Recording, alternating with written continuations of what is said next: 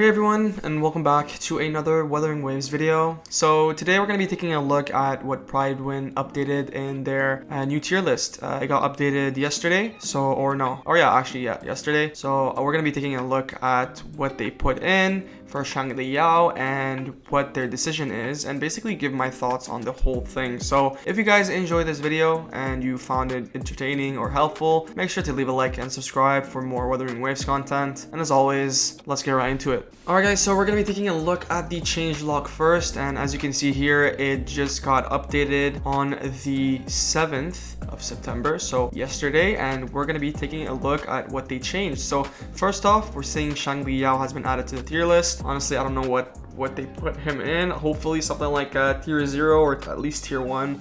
That would be actually amazing, because I think Xiangli Yao is one of the best electro units right now in the game. So let's see. So Xiangli Yao has been added to your tier list. Second is Yuan Wu. He has been dropped a tier. So let's see why they put that. Alright, so it says here Yuan Wu gained considerable ground in the meta on the release of zhezhi and was one of the go-to team members for her, especially for F2P players. I agree with this. I think Yuan Wu for F2P players is actually amazing if you have zhezhi, because he can enable coordination attacks with her. So since then, we've seen the release of multiple characters viable with zhezhi and the progression of team building meta around her. We saw zhezhi being released, which was actually like really good for zhezhi, and I think that maybe that's why. With these new options available or discovered, Yuan Wu has lost some of what gives him his meta relevance. He still is usable with zhezhi, but we're lowering him down to tier 1.5 to reflect his new place among all the new options.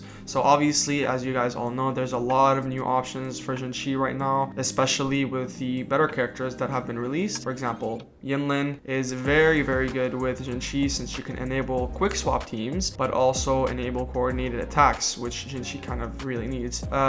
Same for Verena. She's very good with coordinated attacks, which makes her really strong at zhezhi. And right now, with the release of zhezhi, the amount of different options that you can use for zhezhi has been increasing more and more, and I feel like Yuan Wu being the weakest out of all the coordinated attackers kind of makes sense to lower him down a tier, but he's still very good to play with zhezhi nonetheless. So I wouldn't say he's bad, I would just say he's like one of the worst option, but still very good, which I very much agree about this changelog, honestly. So Jianshin, wow, she got lowered a tier. As Tower of Residue continues to increase, a greater emphasis is being placed on slaying progressively harder boss type enemies as opposed to smaller packs of enemies. As a result, I mean, that makes sense because her ult kind of does like AoE damage.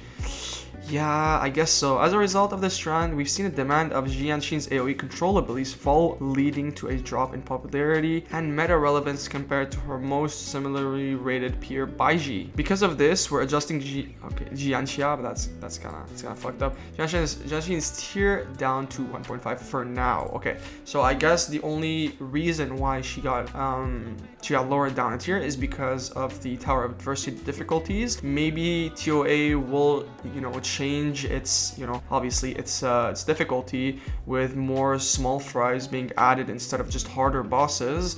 I think Jianshin might go up a tier, but as of right now, I guess that kind of makes sense. I've been seeing a lot of one bosses instead of just multiple monsters being available in Tower Adversity, and I think that's a good change for Jianshin, honestly. Any other changes here? No other changes. Okay, that's kind of weird. We see zhezhi being added to the tier list. So here it says, because I didn't see this one, honestly, the release of zhezhi offers new team building options to a number of characters currently underutilized by much of the community. For example, Ling Yang. I agree. She's pretty good with Ling Yang. I saw the zhezhi's placement on the current tier list. We're also actively monitoring the impact it has on performance and aforementioned lesser utilized characters to see if some adjustments to the tier list are required. I think zhezhi is one of the strongest characters in the game, just mainly because of how she's good at just supporting other characters. But what I feel like is the problem is maybe she takes too long to be in the fucking oh shit, they put her in 0. I guess, yeah, that makes sense. Okay, I got spoiled, but that's fine. But yeah, I feel like zhezhi is kind of kind of like does everything that you need off of a hybrid support. She does, coordinated attack. She does a bunch of damage as well. She gives resonance skill, which is like a very generic and splashable buff to other characters. I feel like that's why she's kind of really, really strong. She does basically everything you need as a support. But obviously there's Yinlin, which I think is a bit better, but I could be wrong. So obviously here we have Zhenxi. It's the usual. Zhenxi is one of the strongest characters in the game. This maybe because of how many characters she, synergizes with. You can see here Yinlin being the most broken character. You can cancel with her, which is insane. He has coordinated attacks, AoE damage, very, very good support hybrid. You can use her as a damage dealer, but she can be as a support as well. Zhezhi, kind of introduced in the game, very, very strong. I would, since she got, her banner ended, and so she kind of, you can't get her anymore, but she was very, very good to get, honestly, and very, very worth it in my opinion. But with the release of Shorekeeper and the, teaser for her, I think that might not be the ideal case to pull for her, since Shorekeeper is going to be very, very strong. So we have Verena, broken ass character, might get overshadowed by Shorekeeper, but we still don't know, but she's still very, very strong. All right, okay, there he is, tier 0.5. I think that's perfect for him. I don't think he's broken. I don't think Xiangli Yao is broken, but I think he's very good, bro. He's very good at what he does. He does a lot of damage, and his ult is broken, bro. He's broken. I think he's like literally Xiangli tier. That's perfect for him. We see Xiangli, we see Encore, very, very good characters in the game right now. Xian, the GOAT, obviously one of the coolest characters to play, and very, very strong as well. We see Xiangli Yao, free to play, by the way. You get it completely free, and he's tier 0.5 by Prydwen, and I completely agree for this. I think he's very, very strong and can provide so much utility just by being, just by his kit. You can also obviously pair him up with Yinlin and Verena, and he's gonna do just fine. We can see Mordefi, obviously in Sanhua, one of the best 4-star characters in the game. What's cool about Mordefi is that as you get more dupes for him, he gets better and better, and his ult gets better. And I think that's a very cool thing about him. They only mentioned S2 in there, but if you get him to S6, he's gonna be fucking strong, which I very much agree. Obviously, we have my main here, Rover. Baiji is tier 1. I do agree with that, but with the release of Shorekeeper, she might go down a bunch of tiers, or she might stay, honestly, and Shorekeeper might be at tier 0 or tier 0.5, but we still don't know what her kit is, so hopefully it's gonna be good. Obviously, fuck man, Jian.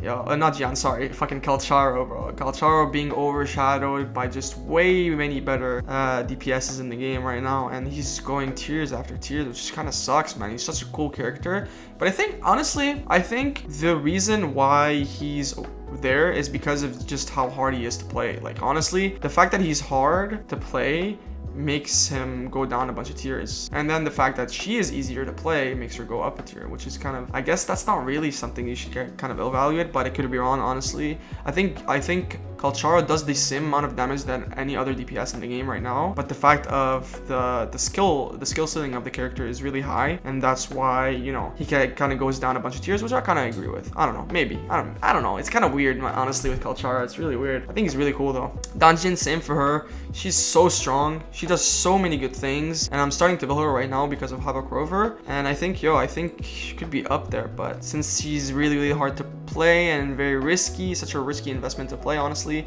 because she basically kills herself when you play her. She lowers her HP more and more every time you use her E, and you kind of have to manage her health a bit, which kind of makes her hard to play. But honestly, I could see her being at tier 1, but I could be wrong. You see here the updates here happening. Honestly, those kind of make sense right now with the way they explained it and how they mentioned tower diversity being harder and harder. I guess that makes sense. Even the same with Yuan Wu. Even though he does coordinated attacks, very F2P, he is getting less and less better because of the introduction of so many good characters that have coordinated attacks, like Zhezhi, Mordefi, Yinlin, and Verena. Now we have other way worse characters, but honestly, I think these two are kind of dependent on the player. I don't really want to evaluate them based on that, but in terms of just an average player, I guess tier 2 is the best tier for them. And Ling Yang, Rover, oh my god, I feel so it's so annoying because there's so many. He's such a good character, but there's so many way better options.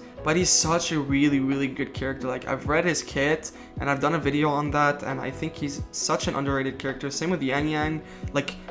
both their dupes are really good. So I don't know, bro. Honestly, I guess that makes sense because there's so many other characters that are just way better. But honestly, you could put Rover as a DPS and you'd be doing just fine. Same with like Calcharo or Danjin. I think every single character in this game is viable except like Ling Yang, kind of clunky, but and obviously Tao Chi, because she's one of the worst characters I've ever seen in my entire life. Very slow. Her scaling is very bad. Like she's the worst, man. Like she's so bad to play, even though she's like very hot, but yeah, that's the only thing that's good about her, honestly. But yeah, let me know in the comments down below what you guys think about this. Honestly, I would really be happy to hear your thoughts about this update of this tier list. I think it's a pretty good tier list.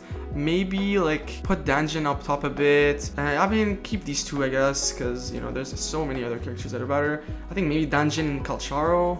I think being a character being a hard is not something you should be like evaluating in terms of like their viability, because you know, if a character does a lot of damage in tower adversity, like even though they're hard, doesn't really mean that they're better, you know. I don't know, I could be wrong though. But let me know in the comments down below what you guys think of this tier list. I would be really happy to hear your thoughts and see what you guys think. But yeah, thank you guys so much for watching. I just wanted to basically take a look at this tier list and talk about it with you guys and see the updates that Prydwen did. So thank you guys so much for watching this video. If you enjoyed, make sure to leave a like and subscribe for more Wuthering Waves content. I'm going to be uploading another video on Friday, so stay tuned on that. But yeah, thank you so much for watching, and I'll see you in the next one. Peace out.